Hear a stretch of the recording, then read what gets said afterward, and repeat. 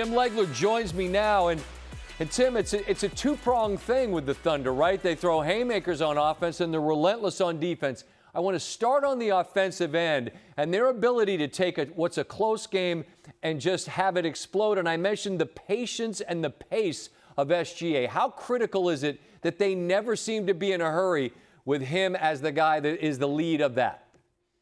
Yeah, and Scott, I thought in game one, Minnesota actually did a really good job in the first half and how they guarded him. He worked very hard for what he got in the first half of that game, and then he got loose on him in the second half. He started this game in a great rhythm.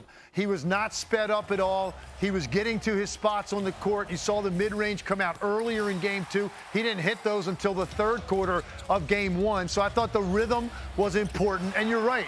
It's these runs that they hit you with. You have to be most careful against them closing quarters and the start of the second half. And if you go look at the end of that second quarter, Minnesota down 3, Anthony Edwards driving to the rim with about 35 seconds to go.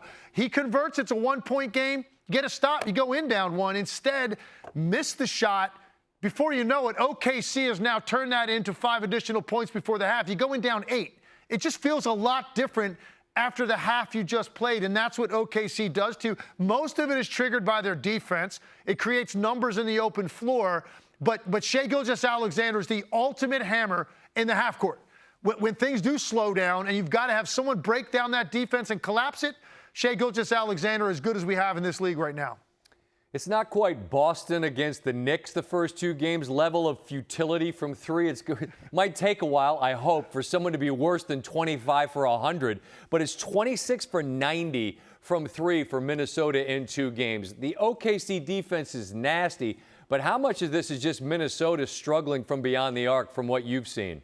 Well, yeah, the number on the open shots they missed in the first game was really alarming. They actually missed more open shots than contested shots in the first game. In particular, their supporting cast, Dante DiVincenzo, Naz Reid, Nickeil Alexander-Walker, 7 for 36 combined in game one. It's one of the worst collection of shooting trios we've seen in a postseason game ever. They were better tonight. At least Dante DiVincenzo was. Naz Reid still struggling a little bit. Nickeil Alexander-Walker was pretty good. But now it goes back to now the stars. Anthony Edwards, game one, not very aggressive, held in check. Julius Randle was great. Game 2, Anthony Edwards much more aggressive, certainly had his fingerprints on this game. Julius Randle nowhere to be found. And a lot of it had to do with the defense they were playing on him with smaller guys. It frustrated him. They could not make post entries to him because he was getting fronted the entire game. The lob over the top of that was not available because of the way OKC rotates to the weak side. So you had their stars now have not played well in the same night. 3-point shooting very inconsistent. You add all that up, Minnesota far below the level that we saw them through the first 2 rounds. And look, some of that's them. A whole lot of it is OKC and how good that team is defensively. Now, I'm going to reference Boston in a more positive way, something you and I talked about a lot last year.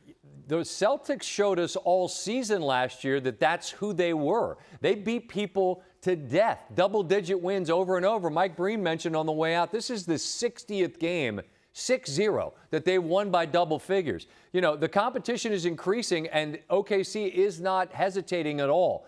This is just who they've been all year. Is there anything that gives you an indication that that's going to slow down in the remaining however many games there are in the Western Conference Final? Not really. I said I was doing the altcast as we went off the air, I said not all 2-0s are created equal. This one feels a little heavier than some because of how dominant Oklahoma City's defense has been. And you could see the frustration on the part of Minnesota. You know, and this is the thing. You can keep them in check yourself defensively. Minnesota has been a good defensive team in the regular season, even better in the postseason. The problem is they wear on you over time. And at some point, you do, as we say, let go of the rope a little bit. And if you do that a little bit against this team, they take a game that's 6 and they turn it into 15. And now it's completely uphill the rest of the way. Look, they won 68 games for a reason. They're deep. They have an awful lot of want to. They've got more guys that are committed to high-level defense than any other team in the league. And they've got a superstar to build their offense around, man. This is a complete team, extremely well coached. It's going to take a lot. Look, you don't say that any team's out of a series before they've played a home game, but Minnesota has an awful lot of work to do to figure out how to close the gap with this team. Wanna try to boast at what I look like. Keep them down, try to wear, I pull up long range. Jimmy with the heat, I'm on fire. It's NBA, ESPN.